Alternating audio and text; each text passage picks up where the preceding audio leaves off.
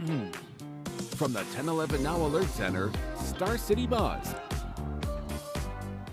Hi, everyone. Bill Rentschler alongside Danielle Shank in the 1011 Now Alert Center for another edition of Star City Buzz. And Danielle, as always, there's tons of fun things happening this weekend, but got a lot of sports happening this weekend. The spurts are heavy this weekend. Spring is practically here, so we're getting more into those. So winter events need to wrap up yet. Girls state basketball happening right now, and as you can see, number 5 in the black is my cousin for Central City, Journey Schindler. They put up a tough fight against number 1 Milford on Thursday here today, and unfortunately lost by 3 points. But it was coming down to the wire. My mom's in town watching that. There you go. So little family affair over there at PBA. And There you go. I know they were reminiscing when my brother would make it. Definitely not me, but always fun over there to have state basketball come to town And you know it's happening because the weather, is kind of going a little sideways for us. Maybe on Friday. It has to happen for It either the does. girls or the boys. It does. One or the other. One or the other. So you'll have, again, semifinal action basically all day Friday, and then championships happening all day Saturday at Pinnacle Bank Arena. So if you want to go, just kind of hang out, chill inside, and again, watch some good basketball. It's a good opportunity to do it. Again, reminder, PBA is cashless. So if you are going to and go. we've been, tracking almost every single game and have that on our website with some extended highlights. So you can always check out the scores and, extra video online as well. Sports if you didn't department make it. has been busy, and they're going to stay busy because, obviously, Girls State will finish up on Saturday, but then also happening this weekend, Husker softball. They're hosting the Big Red Spring Classic, so they're going to have a couple teams in town. Yes, and so 14-5 finally playing in front of their home crowd. They've had some good wins while they were on the road getting things started against Texas, against Texas Tech. Got some those good wins there, and taking on South Dakota State here today. They already played them once this year and beat them 8-1, but also this weekend they're going to take on UNO in front of a home crowd. So it should be good. And then right across the street, you could hit a softball game, and then you could head on over to Haymarket Park for a baseball game. Again, Husker Baseball had their home opener, I think it was Tuesday, Wednesday. They played, I think, also UNO, and then I also think it was South Dakota State. But they host their conference opener this weekend. They got Michigan State in town. Mm-hmm. And they're 7-5 so far here on the year. And, as you've mentioned here throughout the week on your weather streams, it's going to be looking pretty good weather-wise towards the end of the week. So, keep an eye on the Friday first pitch. Again, I think already because, again, it's 2 o'clock first pitch on Friday, which 2 o'clock on a Friday, usually it's like we're doing 7 o'clock. They might have already moved that to try and avoid the weather. Mm-hmm. But weather, I think, could certainly impact the Friday game. Saturday and Sunday's games are going to be blue sky, sunshine, maybe a little bit of a breeze, but it should be beautiful weather for some baseball this weekend. Also beautiful weather if you want to get outside and run, possibly dressed up as a leprechaun. Yeah. The Time to Patty 5K/10K and Lucky half marathon happening at Holmes Lake. Any of these other events, you would maybe find Bill or myself there, but this one is not one of them. No. We're not runners. No, absolutely not. But it looks like a fun time. So maybe if there was like a speed walk, I would be more into that. But 5K, 10K, 13.1, whatever you want to run out there, and they even have a little kids dash. They do. So, maybe they can go get their energy out early on this Saturday. That's right. That's 6:30 to 7:45 is the packet pickup. The kids dash is at 7:55. It says meet at the start line, and we will walk participants out to the starting area. And then 8 o'clock, national anthem, and the race starts. Yeah. And run around Holmes Lake a lot. And so with the registration, you get a sweet shirt, even a custom medal, some free photos and free snacks. And, of course, as they say, plenty of fun. But that's if you're someone who likes running. Over at the Be Me Sensory Gym, this is going to be Saturday night, 6 to 8. They're having their Neon Nights. This is something they did last year, and they sold out early last year. They have a max capacity of 75 people.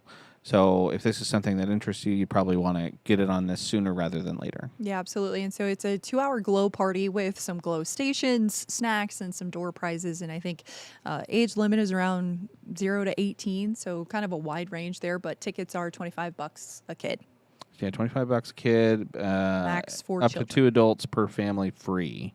So should be a fun event. Again, I would go hang out at a neon glow party. Yeah, but max of 4 kids. So if you've got a bigger family, some of them Pick your favorite. Yeah, pick your favorite, or maybe a couple can stay home, go over to their friends. Yeah, there you go. You know. And then Sunday, again, Husker men's basketball finishing up, again, their regular season. They're hosting Iowa. Again, that's going to be a 4 o'clock tip. And again, they're in a spot now where to get that triple bye in the Big Ten tournament. If they win, they're good. But if they lose, maybe fall, I think, as far down as a 5 seed. Yeah. And, last time we played Iowa, lost by 5. So hopefully can get some revenge in front of your home crowd over at PBA, and maybe kind of avenge the nasty loss that we just had to UCLA as well. Just get back right. Again, they had a bad shooting night, so hopefully, again, they can Get back on track against Iowa to finish out. Hard to believe regular season's almost done. It's been so much fun watching them this whole season. Yeah, absolutely. And, women started out well. They did. They've sputtered. shamefully kind of fell off a little bit. Yeah. But, you can't win them all. Can't win them all. No, you cannot. So There are plenty of events that we always talk about. A lot of First Fridays happening because new month. So lots of new exhibits and things like that for you to check out. Lincoln Symphony Orchestra has the space between over at St. Paul United Methodist Church on Friday at 7:30. Of course, plenty of performances. The Lincoln Children's Museum is going to have a little winter game celebration on Saturday at 10 a.m. to 1, so that's also happening. Maybe if you want Dad Rock Night, you can head over to the Bourbon Theater on Saturday. Doors open at 7, shows at 8. And then it's pretty quiet on Sunday, not really too many events, but Rocky Manginelli Memorial Swap Meet. Spring forward on Sunday. So everyone's going to be like, whoa. Everyone's favorite time of the year. lose an hour of sleep. But sunset will be at about 7:30.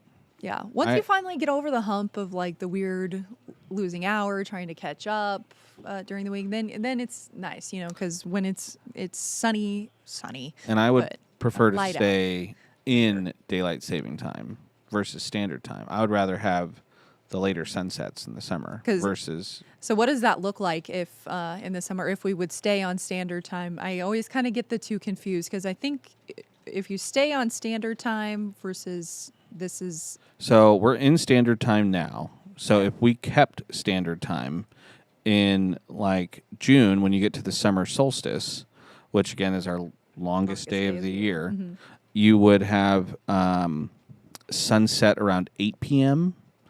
But then sunrise would be a couple minutes before 5 a.m. So I would rather have it darker longer in the morning and lighter later at night throughout the year. Not standard time. I would rather have daylight saving time, which is what will start on Sunday. And that's so darker, yeah. Because, man, bright and early at 5 a.m., then everybody's going to need those blackout curtains. And that's the thing is, like, you would have, the sun rise. Like, if you went to the winter solstice, sun wouldn't rise until almost 9 a.m. It'd be a couple minutes before 9 a.m. You'd be dropping the kids off at school in the dark. And in the dark. And, keeping track of the weather here tonight into Friday. Storms Thursday night into early Friday, and then potentially again Friday afternoon into Friday evening. Could see some strong to severe storms. Friday would be the more concerning day because all modes of severe weather will be possible Friday afternoon, Friday evening. That's mainly for eastern, southeastern Nebraska. So make sure you tune in to Brandon's forecast Friday morning for the latest. Yeah, and Jessica's going to have an update tonight at 8, and then Brandon's going to talk in the morning. You're going to talk again at 10:30. Carmelo will.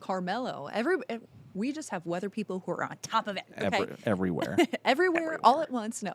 But they'll be streaming or updating as much as they can. And, if things are developing, they'll hop on a stream. We will. They'll kick me out of the chair. We do. Often. Throw me to the side.